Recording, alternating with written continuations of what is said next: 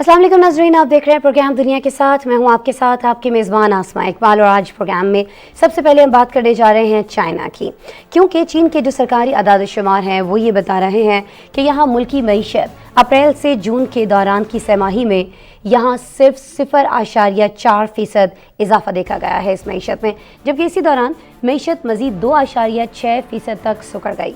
3 माह के दौरान होने वाली गिरावट 2019 में कोरोना वबा के आगाज़ के बाद पहली बार माशी तरक्की की रफ्तार में कमी का बाइस बनी है। ये भी पेशगोई की जा रही है कि चीन ने रवां बरस अपनी मईशत की शरह नमू का 5.5% का जो हदफ मुकर्रर किया है उसको हासिल करना बहुत मुश्किल होगा। मार्च में जब चीन में कोरोना केसेस बढ़ने लगे थे, उसी दौरान दारुल-हुकूमत बीजिंग और दीगर शहरों के साथ साथ हमने देखा कि शंघाई में वायरस को काबू करने के लिए बहुत ज़्यादा सख्त लॉकडाउन नाफिज किया गया था। नाज़रीन, शंघाई न सिर्फ चीन का मुआशी हब कहलाता है, बल्कि वहाँ की बंदरगाह दुनिया की मसरूफ़ तरीन बंदरगाहों में से एक है। और यहाँ फैक्ट्रीज़, दफातर, जब सारी चीज़ें बंद हो जाती हैं, कारोबार ठप होकर रह जाता है। माहिरीन का कहना है कि बंदरगाहें बंद पड़ी थीं, इसलिए चीन के तिजारती शराकतदार आइंदा महीनों में इस रुकावट के असरात महसूस करेंगे। चीन की मईशत में गिरावट से क्या आवाम को भी महंगाई का बोझ सहना पड़ रहा है, और दुनिया भर में इसके असरात कैसे मरतब होंगे? इस पर पहले तो आपको एक रिपोर्ट दिखाते हैं, फिर मेरे साथ तज्जियाकार मौजूद होंगे, उनसे इनका तज्जिया जानेंगे।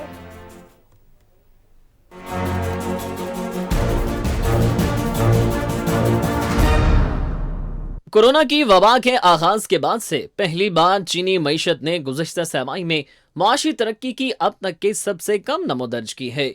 चीन के सरकारी आदाद शुमार के मुताबिक रवां साल अप्रैल से जून के दौरान मुल्क की मईशत मजीद 2.6% तक सुकड़ गई। इस दौरान मुल्क के दारुल हुकूमत समेत दीगर बड़े शहरों में कोरोना केसेस से निपटने के लिए सख्त लॉकडाउन नाफिज था। चीन का शहर शंघाई, जो कि न सिर्फ मुल्क का मुआशी हब है बल्कि यहाँ की बंदरगाह दुनिया की मसरूफ तरीन बंदरगाहों में से एक है, वो भी कोरोना की वबा की वजह से मार्च के आखिर से बंद पड़ा था। शहर की फैक्ट्रियों और दफातर को मई में दोबारा खोलने की इजाजत दी गई। इस दौरान कारोबार तकरीबन ठप होकर रह गया था। बीजिंग हुकाम का कहना है कि अप्रैल से जून के दौरान होने वाली गिरावट 2019 में कोरोना वबा के आगाज के बाद पहली बार मुआशी तरक्की की रफ्तार में कमी का बायस बनी है, लेकिन वबा को बहुत ही मौसर तरीके से फैलने से कंट्रोल किया गया और अब लॉकडाउन के खात्मे और कारोबार दोबारा खुलने के बाद मईशत की मुस्तहकम बहाली का अमल भी जारी है। चीन के शुमारियात ब्यूरो के तर्जमान का कहना है कि बीजिंग ने कीमतों में इजाफा कम करने से मुतालिक जो एहतियाती तदाबीर की हैं, उसकी वजह से रोजमर्रा की अशिया से मुतालिक अफरात ज़र की शरह दूसरे ममालिक के मुकाबले में काफी कम है। आलमी मीडिया की रिपोर्ट के मुताबिक चीन की हुकूमत मुआशी बहाली को फरोग देने के लिए टैक्सों की वापसी और मुफ्त किराया जैसी दीगर इमदाद का वादा भी कर रही है। एक तरफ हुकाम बेहतर मईशत की बेहतरी की पेशगोई कर रहे हैं, तो वहीं माहिरीन इक्तसादियात और कारोबारी शख्सियात का कहना है कि चूंकि बंदरगाहें बंद पड़ी थीं, इसलिए चीन के तिजारती शराकतदार भी आइंदा महीनों में इस रुकावट के असरात महसूस करेंगे। मुआशी सुसरवी से दरामद शुदा तेल, खुराक और बहुत से अशियाए खुदनी की मांग में कमी के साथ ही चीन की बरामदात में भी रुकावटें पैदा हुई हैं। हुकूमती तर्जमान ने इस बात को तस्लीम किया है कि मुल्क में खपत की बहाली को अब भी मुश्किलात का सामना है। बेशतर इक्तिसादी माहिरीन ने यह भी पेशगोई की है कि चीन ने रवां बरस अपनी मईशत की नमो का 5.5% का जो हदफ मुकर्रर किया है उसको हासिल करना बहुत मुश्किल होगा। जो हदफ मुकर्रर किया गया है उसको हासिल करना भी चाइना के लिए बहुत मुश्किल हो जाएगा। मज़ीद क्या मुश्किलात खड़ी हो सकती हैं इस सख्त लॉकडाउन की वजह से, ये हमें बताएंगे। हुमायूं खान साहब मुझे ज्वाइन कर रहे हैं, सीनियर तज्जियाकार हैं, वीडियो लिंक पर, उन्हें वेलकम करते हैं। अस्सलाम वालेकुम हुमायूं साहब। जी वालेकुम सलाम, thank you for having me on the show.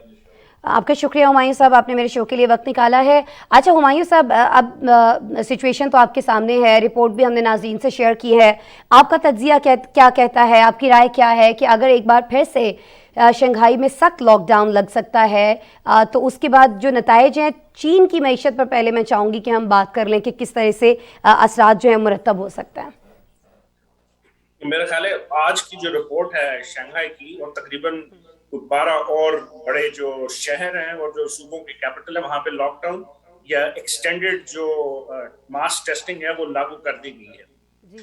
Having said that, China का जो इकोनॉमिक मॉडल है اس کو دنیا کہتی ہے کہ ایک نگما ہے، دنیا یہ سمجھتی ہے کہ وہ ایسا اکنامک ماڈل ہے جو آج سے پہلے تک کسی ملک نے ایکسپیرینس نہیں کیا. ایک اتنی بڑی پاپولیشن کے ساتھ 1979 میں جب وہ اوپن اپ ہوئے اور انہوں نے پھر جو ایک ٹریمنڈس قسم کی اچیومنٹ حاصل کی، پوری دنیا آج تک اس پہ حیران ہے.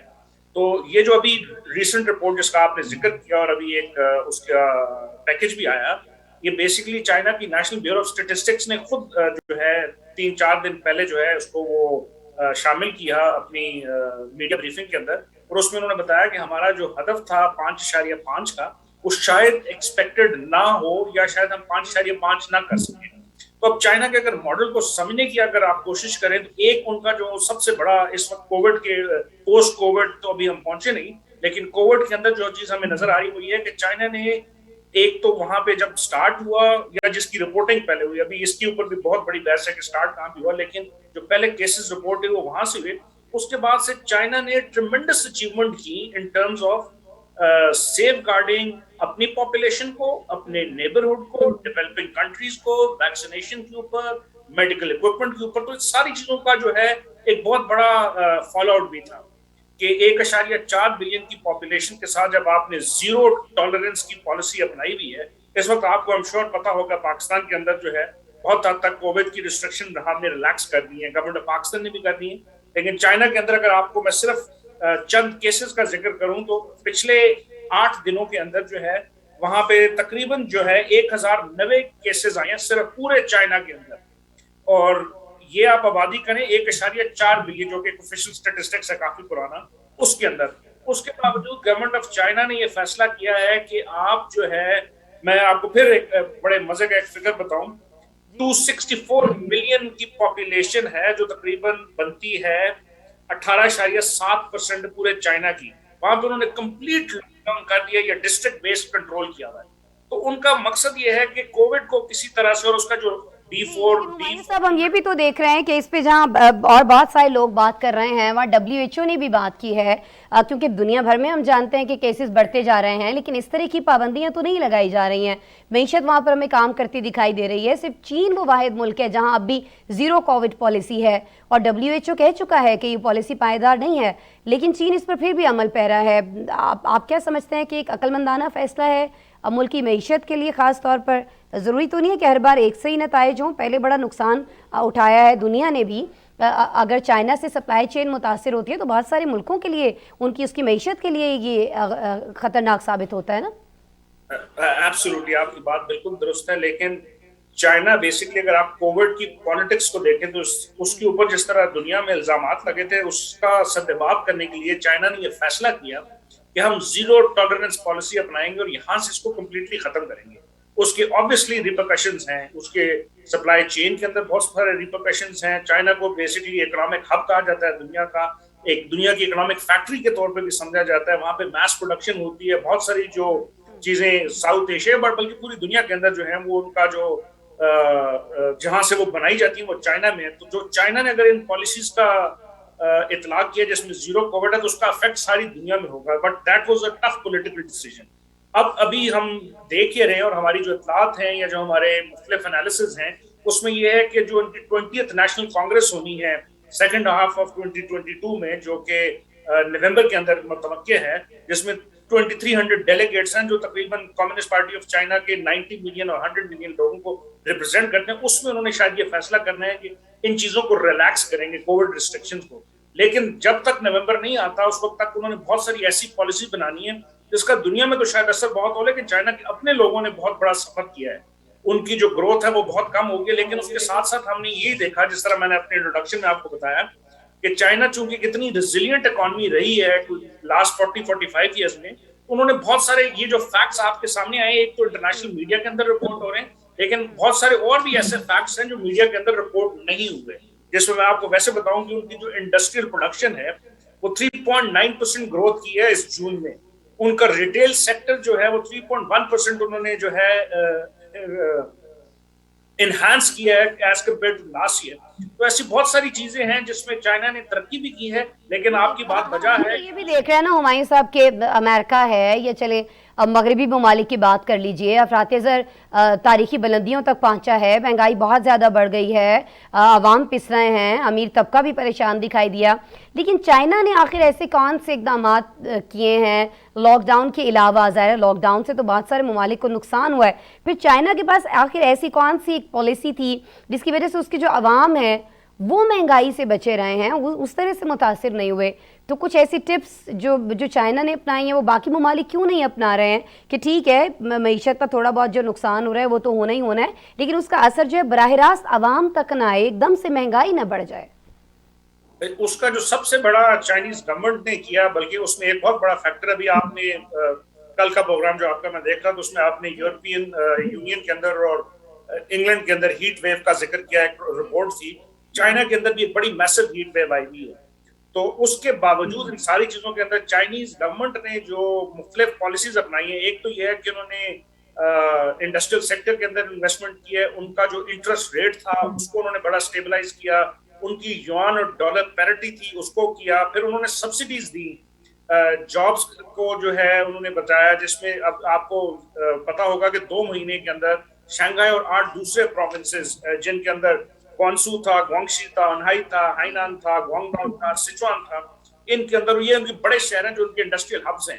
ان کے اندر انہوں نے اپنی جو بزنس سیکٹر تھی اس کو جو ہے وہ سسٹین کیا. ان کے جو انٹرسٹ ریٹ تھے ان کو انہوں نے فریز کر دیا. بجلی کی قیمتوں کے اوپر انہوں نے سبسڈی دی. جو ڈیلی کموڈیٹیز تھیں ان کے اوپر انہوں نے انفلیشن جو انٹرنیشنل بہت زیادہ تھی اس کے اوپر انہوں نے ان کو کنٹرول کیا.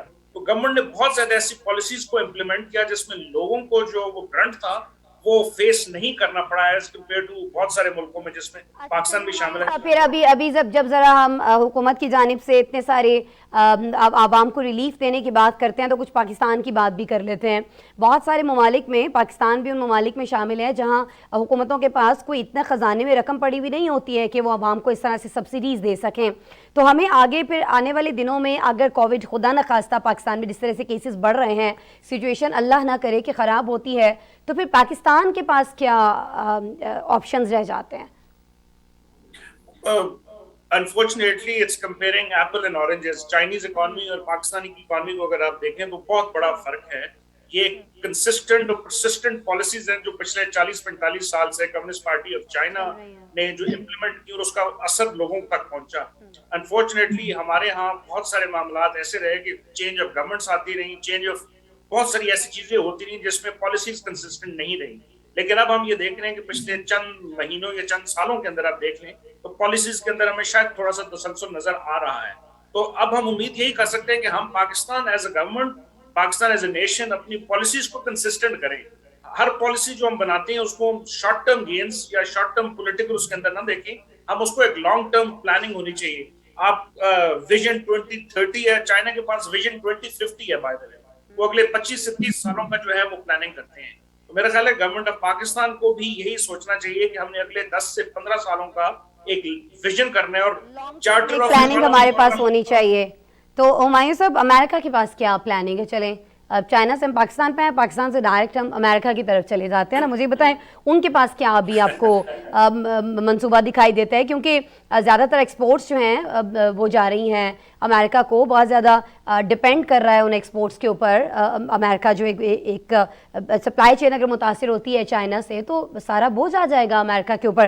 کیسے اس سے نمٹے گا امریکہ؟ کس طرح سے چیزوں کی قیمتیں کم رکھی جائیں گی؟ کیونکہ عوام تو ویسے بھی بڑے نالاں دکھائی دیتے ہیں نا وہاں بائیڈن سے.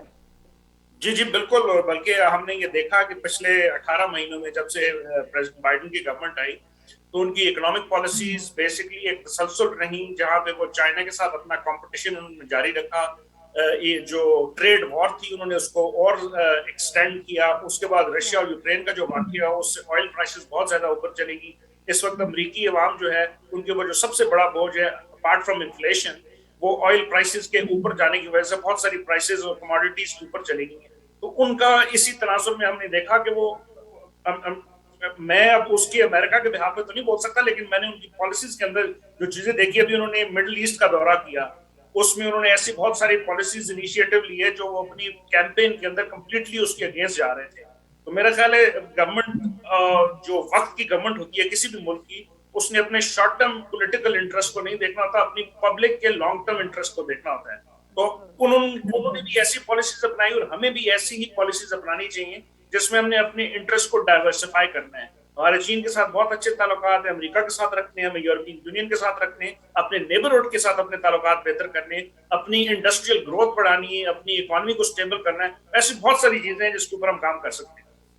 ऐसी बहुत सारी चीज़ें हैं जिनके ऊपर हम काम कर सकते हैं और उस पर अभी हमें काम शुरू कर देना चाहिए, क्योंकि ऑलरेडी बहुत देर हो चुकी है। बहुत शुक्रिया हुमायूं खान, आप हमारे साथ मौजूद थे। सीनियर तज्ज़ियाकार की बातें आप सुन रहे थे जी। हुमायूं खान साहब की कहना उनका यही है कि हमें भी लॉन्ग टर्म पॉलिसी जो है पाकिस्तान के अंदर अपनाना होगी। शॉर्ट टर्म पॉलिसी से अब कुछ होने वाला नहीं है, क्योंकि हम ये देख रहे हैं कि अब कोरोना भी कुछ ये नहीं है कि कोई बहुत बड़े कोई कम मुद्दत के लिए आया हो, बल्कि ये ऐसा लगता है कि अब हमें ज़िंदगी इसके साथ ही गुजारना होगी। जैसे WHO बहुत पहले कह चुका था। पहले ऐसा लगा कि बस कोविड शायद ख़त्म हो गया है, लेकिन एक बार फिर से हम देख रहे हैं कि चाइना में भी इसके केसेस बहुत ज़्यादा बढ़ रहे हैं, पाकिस्तान में भी बहुत ज़्यादा केसेस बढ़ते चले जा रहे हैं। तो हम सबको, जहाँ हुकूमत को हम कह रहे हैं कि उसको पॉलिसियाँ बनाने की ज़रूरत है, वहीं हमें खुद जो SOPs पहले हम अपनाते थे कोविड को लेकर, उन SOPs पर सख्ती से अमल दरामद करने की ज़रूरत है, वरना ये केसेस बहुत ज़्यादा बढ़ जाएंगे। और इससे परेशानी किसको होगी नाज़रीन? आपको होगी, हमें होगी, हम सबको, आवाम को इसके नताइज जो है वो भुगतना पड़ते हैं। बहरहाल जी, एक और जगह किया किसी और ने कुछ है, लेकिन उसके नताइज भुगतने पड़ रहे हैं यूक्रेन के आवाम को। जी हाँ, मैं एक बात कर रही हूँ रूस और यूक्रेन के दरमियान जो जंग इस वक्त जारी है उसकी। आज हमें आपको ये बताना है कि रूसी फोर्सेस ने यूक्रेन में 145 रोज़ से कार्रवाइयाँ जो जारी रखी हैं, उसमें अभी ये इत्तलात आ रही हैं कि डोंबास के इलाके में मॉस्को फोर्सेस की गोलाबारी से 6 अफराद हलाक हो गए हैं। रूस की वज़ारत दिफा ने तस्दीक की है कि फ़ज़ाइया ने खार्किव के इलाके में यूक्रेनी फ़ौज को निशाना बनाया। यूक्रेन के सदर ने गद्दारी के इल्ज़ामात पर मुल्क के सिक्योरिटी एजेंसी के सरबराह और प्रोसिक्यूटर जनरल को ओहदों से हटा दिया है। उन पर मुल्क मुखालिफ काम करने के इल्ज़ामात आयद किए गए हैं। नाज़िर, मुख्तलिफ सिक्योरिटी एजेंसियों और प्रोसिक्यूशन में शामिल 651 एहलकारों के खिलाफ गद्दारी के मुकदमात भी खोले गए हैं। उनके खिलाफ अब तहकीकात की जा रही हैं ताकि असल हक़ाइक़ क्या हैं, ये तमाम हक़ाइक़ आवाम के सामने लाए जा सकें। लेकिन दूसरी जानिब रूसी सदर व्लादिमीर पुतिन ने भी सदारती हुक्मनामे के ज़रिए खलाई इदारे के सरबराह को ओहदे से हटा दिया है। नायब वज़ीर आज़म यूरी बोरिसोव, उनको इदारे का नया सरबराह भी तैनात कर दिया गया है। ये जो बोरिसोव हैं, इनके बारे में बताया जा रहा है कि रूसी खलाई और दिफाई सनत की निगरानी भी कर रहे थे। नाज़रीन, रूस और यूक्रेन के सदूर की जानिब से अपने लोगों पर गद्दारी के इल्ज़ामात क्यों लगाए जा रहे हैं? क्या इसकी वजह जंग में अहदाफ के हुसूल की नाकामी है? इतनी बौखलाहट क्यों दिखाई दे रही है? पहले रिपोर्ट में जानते हैं, फिर कुछ हक़ाइक़ पर मबनी तज्ज़िया भी लेंगे। गेस्ट मौजूद होंगे उनसे।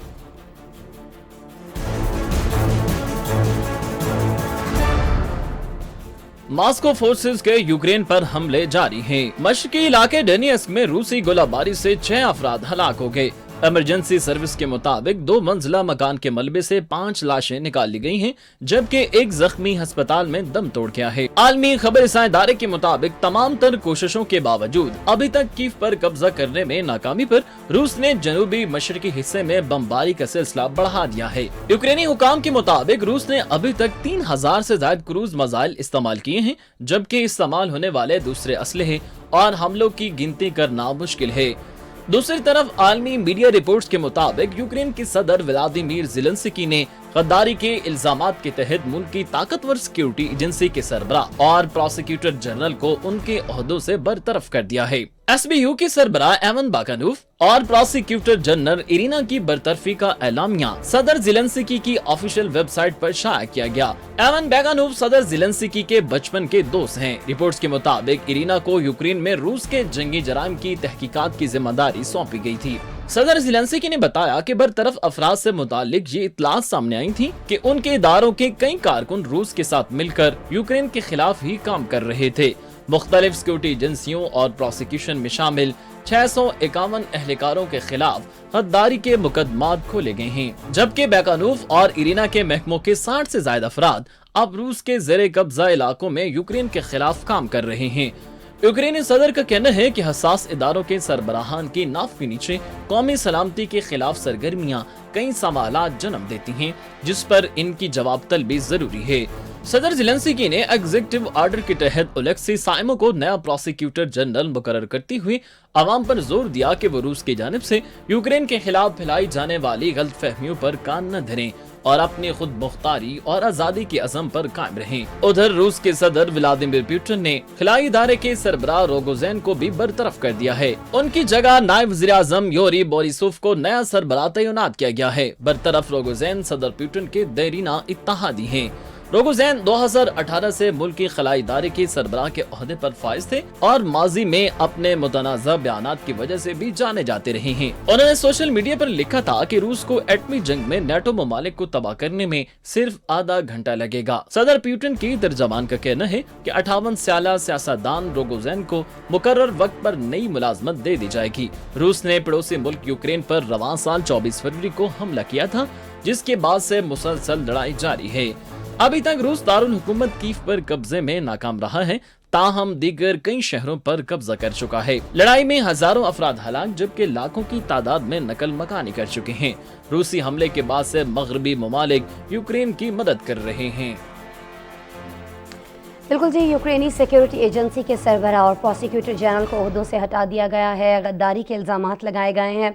वजूहात क्या हैं, कुछ चीज़ें हमने आपको रिपोर्ट में बताई हैं। कुछ हमारे साथ अभी थोड़ी देर में गेस्ट मौजूद होंगे, उनसे भी कोशिश करेंगे। डॉक्टर हामिद खान अल-मशरकी मुझे ज्वाइन कर रहे होंगे, ज्वाइन कर चुके हैं, उनसे बात करते हैं। अस्सलाम वालेकुम डॉक्टर साहब। जी अस्सलाम वालेकुम, क्या हाल है डॉक्टर साहब? बहुत शुक्रिया आपके वक्त के लिए। डॉक्टर साहब, पहली बात तो मुझे ज़रा ये बता दीजिएगा कि ये अभी जो अपने बड़े बड़े ओहदेदारों को हटाया जा रहा है और गद्दारी के इल्ज़ामात लगाए जा रहे हैं, और सिर्फ यूक्रेन में नहीं हुआ है, रशिया में भी हुआ है, तो ये अचानक से क्यों ऐसी चीज़ें होने लग गई हैं? वजूहात क्या हैं?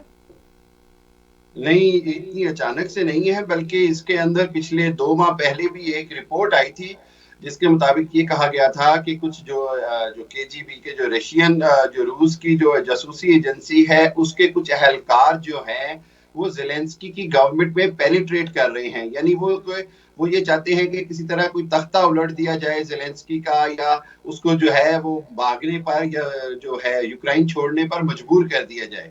तो इस तरह की जब रिपोर्ट्स आई तो उसके ऊपर यूरोप ने भी बड़ा तहफ़्फ़ुज़ात का इज़हार किया, और उसके बाद उसी की ये तहकीकात का उसको आप समझें कि ये नतीजा कह रहे हैं। और इसके अंदर उन्होंने 3 बातें अहम कही कि उन्होंने जो सिक्योरिटी के अपने चीफ को हटाया तो उसका उन्होंने कहा कि जी एक तो इन्होंने जो छोटे छोटे शहर जो यूक्रेन के रशिया के कब्जे में चले गए उसके अंदर प्रॉपर तरीके से, जिसको प्रीएम्प्टिव इंफॉर्मेशन कहते हैं, बवक्त जरूरत इंफॉर्मेशन जो पहुंचनी होती है सिक्योरिटी इदारों से, वो कहते हैं कि उसमें वो फेल हो गए।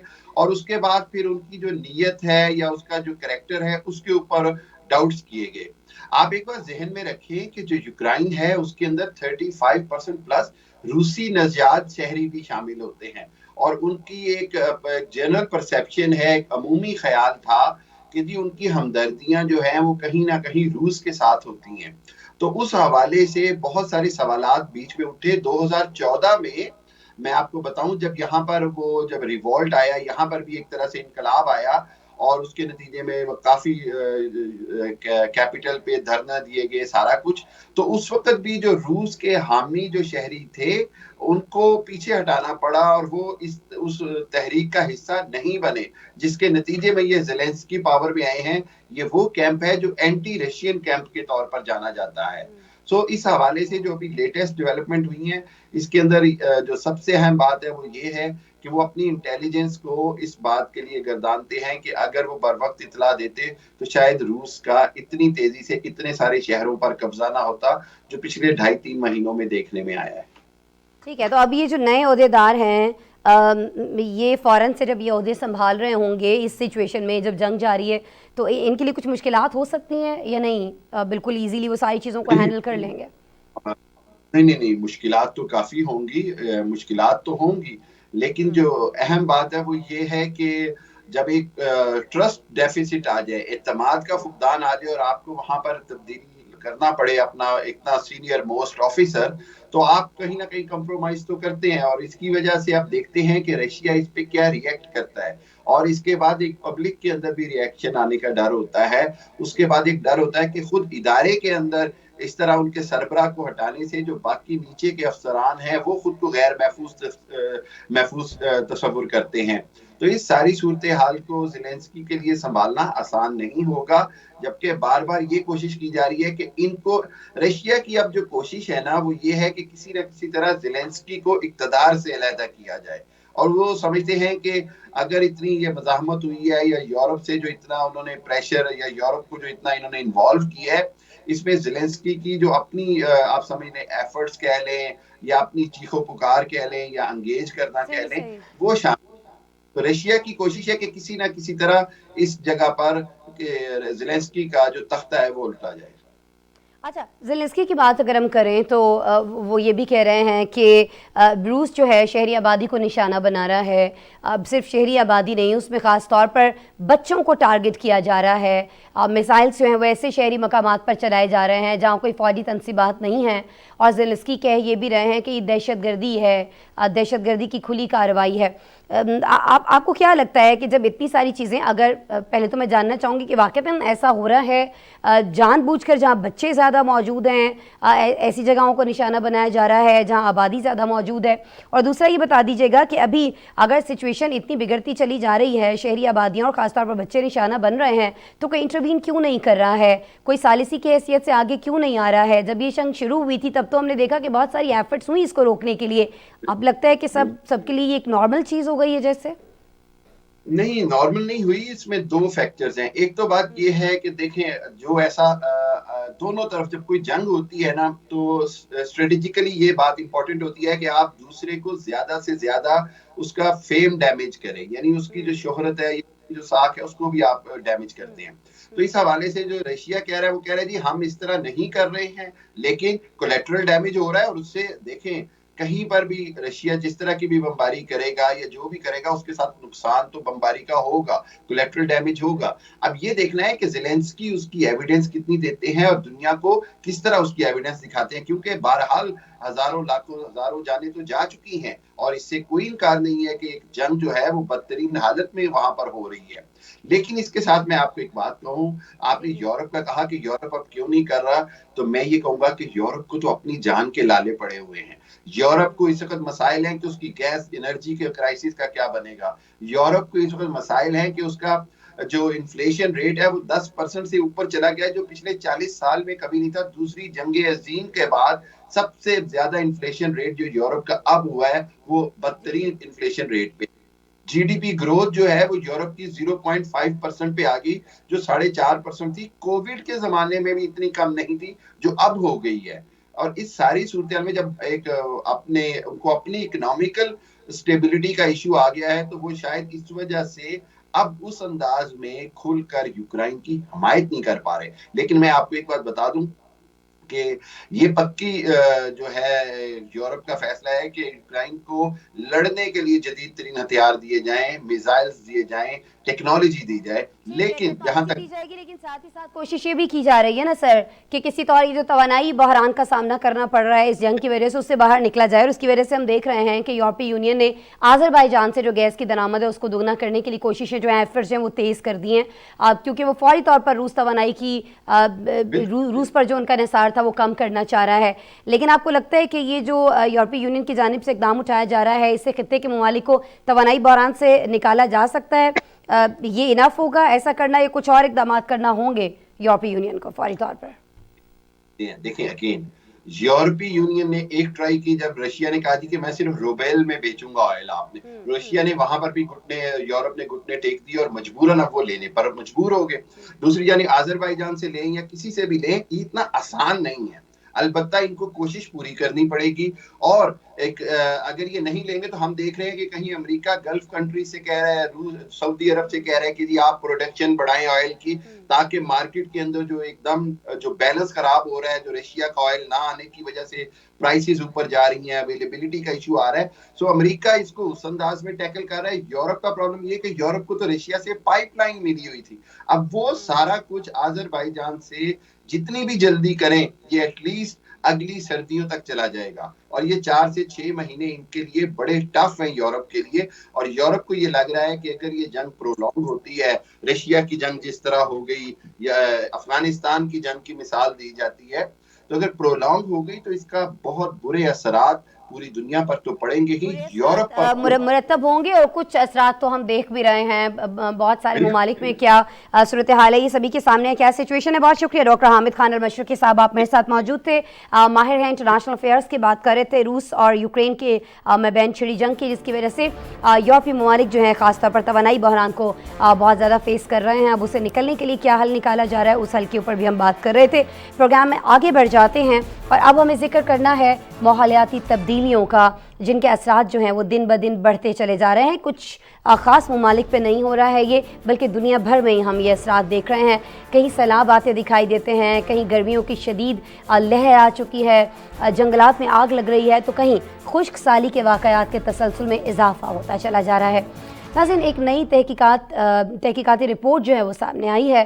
رپورٹ بتاتی یہ ہے کہ دنیا کی 1/4 جو آبادی ہے سیلاب کے خطرات سے دوچار ہے، جن میں زیادہ تر لوگ جو ہیں ایشیا کے کم اور درمیانی آمدنی والے ممالک میں رہتے ہیں۔ اور ناظرین، جو مقامات سب سے زیادہ متاثر ہوں گے وہاں ہر 10 میں سے 4 افراد آلریڈی غربت کا شکار ہیں۔ یہ اعداد و شمار اس سے پہلے لگائے گئے تمام تخمینوں سے کہیں زیادہ ہیں۔ ایک جانب اگر سیلاب ہیں تو دوسری طرف گرمی کی شدت بھی بڑھتی چلی جا رہی ہے، اور یورپ جیسے بر اعظم جہاں گرمیاں اتنی شدید نہیں سمجھی جاتی تھیں، وہاں بھی اب درجہ حرارت 40 سے بڑھنے کی سچویشن جو ہے وہ ہو چکی ہے۔ ہیٹ ویو کی وارننگز یہاں پر روزانہ ہی ہم دیکھ رہے ہیں جاری کی جا رہی ہوتی ہیں۔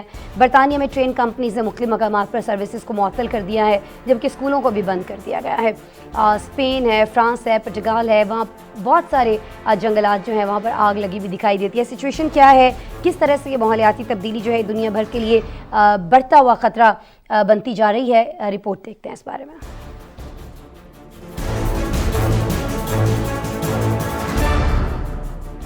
ماحولیاتی تبدیلیوں کی وجہ سے قدرتی آفات میں اضافہ ہونے لگا۔ ایک نئی تحقیق میں انکشاف ہوا ہے کہ دنیا بھر میں 1.8 ارب سے زائد افراد سیلاب کے خطرے سے دوچار ہیں۔ نئی تحقیق میں اس بات پر توجہ مرکوز کی گئی ہے کہ سیلاب اور غربت کے درمیان کتنا گہرا تعلق ہے، جس کے بعد یہ بات سامنے آئی ہے کہ سیلاب کے خطرے سے دوچار 90% افراد ایشیا کے کم اور درمیانی آمدنی والے ممالک میں رہتے ہیں، جہاں ہر 10 میں سے 4 متاثرہ افراد غربت کا شکار ہیں۔ سیلاب سے متاثرہ 7 کروڑ 80 لاکھ سے زیادہ لوگ روزانہ $5.5 بھی نہیں کماتے۔ نیچر کمیونیکیشن نامی جریدے میں شائع ہونے والی اس تحقیق میں گنجان آبادی اور غربت سے متعلق معلومات کے ساتھ سیلاب کے خطرے کی عالمی ڈیٹا بیس کو ملایا گیا۔ تحقیق میں ان جگہوں پر توجہ مرکوز کی گئی جہاں اوسطاً ہر 100 سال میں کم از کم ایک بار 15 سینٹی میٹر یا اس سے زیادہ گہرا پانی جمع ہوتا ہے۔ یہ اعداد و شمار پچھلے تخمینوں سے کافی زیادہ ہیں۔ نیا مطالعاتی جائزہ دنیا بھر میں سیلاب کے خطرے کا ایک سرسری جائزہ پیش کرتا ہے، لیکن ریسرچ میں اس بات کا اندازہ نہیں لگایا گیا کہ یہ مستقبل میں کیا رخ اختیار کرے گا۔ ایک طرف سیلاب کے بڑھتے خطرات ہیں تو دوسری طرف یورپ جیسے ٹھنڈے سمجھے جانے والے براعظم میں بھی گرمیوں کی شدت میں اضافہ ہوتا جا رہا ہے۔ اسپین اور پرتگال میں کئی ہفتے سے 40 ڈگری سے زیادہ درجہ حرارت نے عوام کو جھلسا کر رکھ دیا ہے۔ فرانس میں بھی درجہ حرارت 39 ڈگری تک پہنچ چکا۔ اسپین، پرتگال، جنوبی فرانس سمیت کروشیا کے جنگلات میں کئی مقامات پر آگ بڑھتی جا رہی ہے، جس کے لیے فائر فائٹر کی بڑی تعداد دن رات مصروف عمل ہے۔ پرتگال میں متعدد مقامات پر لگی آگ کے باعث 120 افراد زیر اثر آ گئے۔ ایک فائر فائٹر سمیت ایک شہری شدید زخمی حالت میں ہے۔ 600 سے زائد افراد کو محفوظ مقام پر منتقل کر دیا گیا ہے۔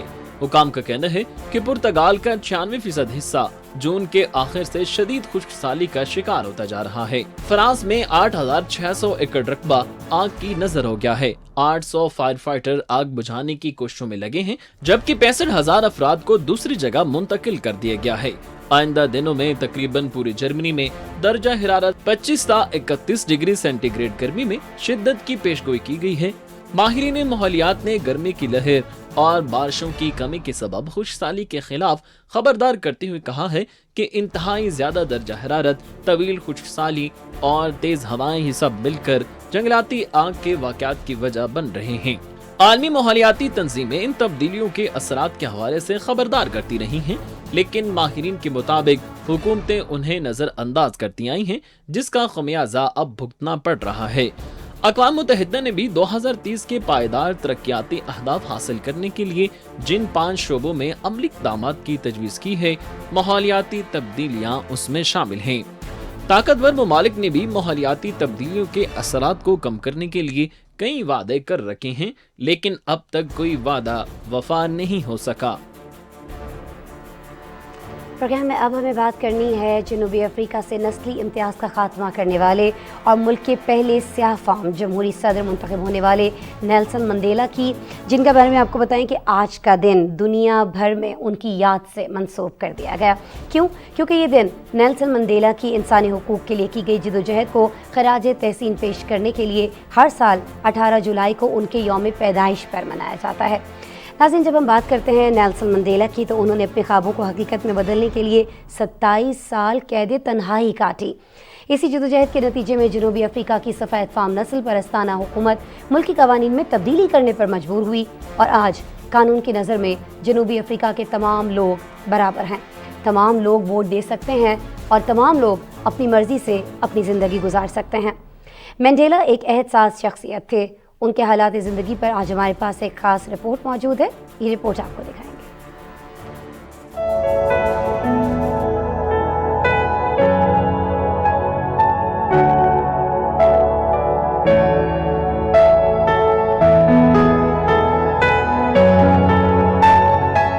नेल्सन मंडेला आजाद और जमहूरी जनूबी अफ्रीका के हामी और उस जंग के फाते थे जिन्होंने नस्ल परस्त हुकूमत के खिलाफ मुज़ाहमत करते हुए तकरीबन 3 दहाइयां जेल में गुजारी। उनके यौम पैदाइश 18 जुलाई को उनका आलमी दिन मनाने का फैसला अक़वाम मुत्तहिदा ने 2009 में किया था। अक़वाम मुत्तहिदा के सेक्रेटरी जनरल अंतोनियो गुतरस ने नेल्सन मंडेला को खराज अकीदत पेश करते हुए कहा कि उन्होंने अपनी पूरी जिंदगी इस बात के लिए वक्फ कर दी कि हर कोई बेहतर मुस्तक़बिल की तरफ बढ़ने की सलाहियत और जिम्मेदारी रखता है। दुनिया आज जंग की लपेट में है, जहां हंगामी हालात, नस्ल परस्ती, इम्तियाजी सलूक, गुर्बत, अदम मसावात और आबो हवा की तब्दीली से तबाही का खतरा है। इन हालात में नेल्सन मंडेला की विजन पर गामजन होकर उम्मीद की किरण रोशन की जा सकती है। रिपोर्ट्स के मुताबिक स्याह फाम लोगों के हुकूक के लिए 1912 में कायम अफ्रीकन नेशनल कांग्रेस से नेल्सन मंडेला भी 1942 में मुंसलिक हुए। 1955 में मंडेला ने अफ्रीकन नेशनल कांग्रेस का फ्रीडम चार्टर लिखा, जिसमें उन्होंने करार दिया जनूबी अफ्रीका उन तमाम का मुल्क है जो जहां रहते हैं स्याह फाम और सफेद, और कोई भी हुकूमत इक्तिदार के हक का उस वक्त तक दावा नहीं कर सकती जब तक वो जनूबी अफ्रीका के तमाम लोगों की मर्जी से तश्कील न दी गई हो।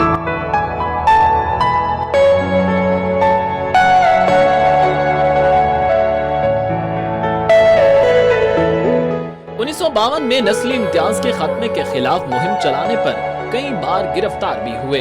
1962 में रियासत का तख्ता उलटने की साजिश में उम्र कैद हुई। 27 साल कैद तन्हाई काटी। इस दौरान नेल्सन मंडेला दुनिया भर में नस्ल परस्ती के खिलाफ जदोजहद की एक अलामत बन गए। आलमी दबाव और मुल्क में शोरश के खदशे के पेश नजर उस वक्त के सदर ने उन्हें 1990 में रिहा कर दिया। बिल आखिर वो तारीखी मौका भी आया जब 1994 में मंडेला जनूबी अफ्रीका के सदर बने। नेल्सन मंडेला की अमन की कोशिशों को तस्लीम करते हुए उन्हें नोबेल अमन इनाम, Sakharov award, US president Medal of Freedom समेत कई अवार्ड से नवाजा गया। 1992 में कायम मकाम सदर वसीम सजाद ने नेल्सन मंडेला को निशान इम्तियाज पेश किया। उन्होंने बानी पाकिस्तान कायद-ए-आज़म मोहम्मद अली जिन्नाह को अपना हीरो करार दिया।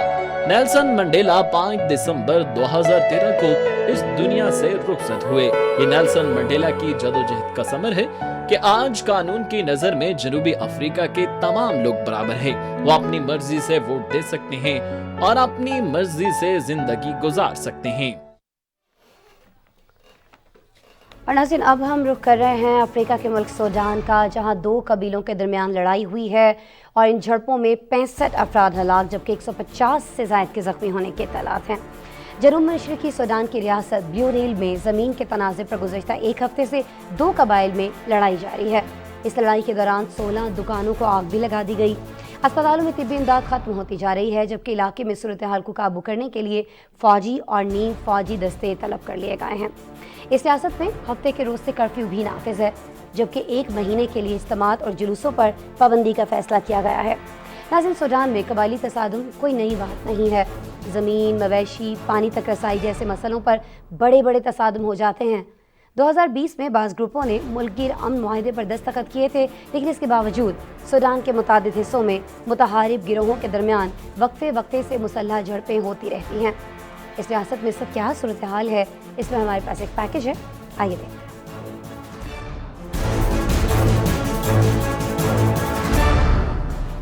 सूडान की जनूब मशरकी रियासत ब्लू नील में 2 कबीलों के दरमियान गुज़िश्ता 1 हफ्ते से जारी तसादुम के दौरान 65 अफराद की हलाकत की तस्दीक हो चुकी है। हुकाम का कहना है कि हलाकतों में मजीद इजाफा हो सकता है। वजारत सेहत के मुताबिक 150 से ज्यादा अफराद जख्मी हैं, जबकि झड़पों के दरमियान 16 दुकानों को आग लगा दी गई है। रियासत की सिक्योरिटी कमेटी ने एक बयान में तस्दीक की कि तसादुम रियासत ब्लू नील के कैसान, अरुजायर, उमेदरफा और कनीस के इलाकों में बढ़ती और हौसा कबाइल के दरमियान जमीन की तनाज़े पर शुरू हुआ। रियासत के मशरकी किनारे पर अरुसेरस के इलाके में अब भी सूरत हाल कशीदा है। जख्मियों की तादाद बढ़ रही है, जिनमें खवातीन और बच्चे भी शामिल हैं। अस्पताल में फर्स्ट एड किट्स खत्म हो रही हैं। 15 अफराद की हालत निहायत नाजुक है और मकामी अस्पताल में जदीद आलात की कमी के बायस उनका इलाज यहाँ मुमकिन नहीं। वज़ीर सेहत ने आला हुकाम पर जोर दिया है कि हवाई जहाज के जरिए उन अफराद को दारुल हुकूमत मुंतकिल किया जाए। रियासत में सूरत हाल को काबू में लाने के लिए फौज और नीम फौजी दस्ते तैनात कर दी गई हैं, लेकिन अरोसेरस के मकामी अहलकार के मुताबिक सूरत हाल पर काबू पाने के लिए इजाफी फोर्सेज की जरूरत है। हफ्ते के रोज सिक्योरिटी हुकाम ने रियासत में शाम 6 से सुबह 6 बजे तक कर्फ्यू नाफिज कर दिया है, जबकि ब्लू नील के गवर्नर ने एक मांग के लिए इज्तिमात और जुलूसों पर पाबंदी लगा दी है। तसादुम के बाद शहरियों में भी अफरा तफरी फैल गई है। बड़े तादाद में शहरी दूसरे इलाकों में नकल मकानी कर रहे हैं, जबकि पुलिस स्टेशनों में पनाह लेने वाले लोगों में भी इजाफा होता जा रहा है। सूडान के लिए अक़वाम मुत्तहिदा के खुसूसी नुमाइंदे वोल्कर पर्तीस ने भी अपने ट्विटर पैगाम में फिरका वाराना तशद्दुद और जानी नुकसान पर अफसोस का इजहार किया है। उन्होंने तमाम फरीकों से तहम्मुल का मुजाहरा करने की भी अपील की है। सूडान में कबाइलों के दरमियान तसादुम को नई बात नहीं। 2020 में बाज़ ग्रुपों ने मुल्कगीर अमन मुआहदे पर दस्तखत किए थे, लेकिन इसके बावजूद सूडान के मुतादिद हिस्सों बेशमूल मशरकी साहिली इलाकों और मगरबी इलाकों में मुतहारिब ग्रोहों के दरमियान वक्फे वक्फे से मुसल्लह झड़पें होती रहती हैं। रवां साल अप्रैल में दारफोर सूबे में खूनी तसादुम में 200 से ज्यादा अफराद हलाक हो गए थे। माहिरीन का कहना है कि सूडान में गुज़िश्ता साल फौजी बगावत और मुल्क पर कब्जे ने मुल्क में हिफाजती खला पैदा किया है, जिसकी वजह से कबायली तशद्दुद में ज्यादा इजाफा होता जा रहा है। नाज़रीन, रिपोर्ट आपने देखी, इसके साथ ही आज के प्रोग्राम का वक्त खत्म हुआ। कल दोबारा आपसे मुलाकात हो रही होगी। अपना बात सा ख्याल रखिएगा, लेकिन जाते जाते हमारा स्पेशल सेगमेंट चलते चलते जरूर देखिएगा। टेक केयर, अल्लाह हाफ़िज़। भारतीय कंपनी ने एक अंगूठे पर 24,689 हीरे जड़कर सबसे ज्यादा हीरो वाली अंगूठी बनाने का रिकॉर्ड बना लिया। मशरूम की शक्ल वाली इस अंगूठी का वजन 340 ग्राम है, जिसे 3D प्रिंटर से डिजाइन किया गया और उसे तैयार करने में 3 महीने से ज्यादा का अरसा लगा, जिसे अब Guinness book of world record ने बाकायदा तस्दीक करते हुए सनद अता कर दी है। इस अंगूठी की खूबसूरती देखकर दुनिया भर के डिजाइनर और जेवरात के माहिरीन ने उसे सराहा है। रिकॉर्ड बनाने वाली इस अंगूठी की कीमत $95,000 से कुछ ज्यादा रखी गई है। मिस्र की दारुल हुकूमत काहिरा में एक हॉट एयर बैलून 200 फीट की बुलंदी से जमीन पर आ गिरा। सियाहती गुब्बारे पर तकरीबन 28 मुसाफिर सवार थे। रेस्क्यू टीमें मुतासिरीन की इमदाद के लिए फौरी तौर पर जाए वक़्वा पहुंची, लेकिन खुशकिस्मती से हादसे में कोई जानी नुकसान नहीं हुआ। रिपोर्ट के मुताबिक 2 शहरी मामूली जख्मी हुए, जिन्हें अस्पताल मुंतकिल कर दिया गया है। मिस्री वजारत शहरी हवाबाजी ने हादसे की मुकम्मल तहकीकात सामने आने तक हॉट एयर बैलून की परवाजों की सरगर्मियां मुअत्तल करने का फैसला किया है। मोबाइल गेम की दुनिया में सबसे पहले अपना नाम बनाने वाला सने गेम 25 बरस का हो गया। 1997 में नोकिया 6110 में शामिल किए जाने वाले इस गेम ने बहुत तेजी के साथ आलमी सतह पर मकबूलियत हासिल की थी। इस मोबाइल गेम ने कॉल और मैसेज के लिए इस्तेमाल किए जाने वाले आम मोबाइल को गेम कंसोल में बदल दिया था। मोबाइल डेवलपर माहिरीन का कहना है कि इस सादा गेम की मकबूलियत की सबसे बड़ी वजह गेम हारने पर पैदा होने वाली मायूसी थी, जो हारने वालों को दोबारा गेम खेलने पर मजबूर करती थी। हारने के बाद लोग एहतियात के साथ खेलने के लिए गेम दोबारा से शुरू करते थे और दूसरों का हाई स्कोर अबूर करके इत्मीनान महसूस करते थे। भारतीय जोड़े की शादी की वीडियो के दौरान माहिदे पर दस्तखत करने की वीडियो सोशल मीडिया पर वायरल। रिपोर्ट्स के मुताबिक शादी के बाद जो शराइत दूल्हा पूरा करेगा उन सब को एक बड़ी शीट पर दर्ज करके कॉन्ट्रैक्ट का नाम देते हुए दुल्हन ने शादी के दिन दूल्हे से दस्तखत कराए। कॉन्ट्रैक्ट की पहली शर्त थी कि दूल्हा दुल्हन को हमेशा खुश रखेगा और महीने में एक बार पिज्जा जरूर खिलाएगा। इसी तरह मजीद शराइत भी इस कॉन्ट्रैक्ट में दर्ज थी, जिसकी वीडियो सोशल मीडिया पर 4 करोड़ से ज्यादा बार देखी जा चुकी है। सोशल मीडिया पर दिलचस्प तबसरे भी जारी हैं।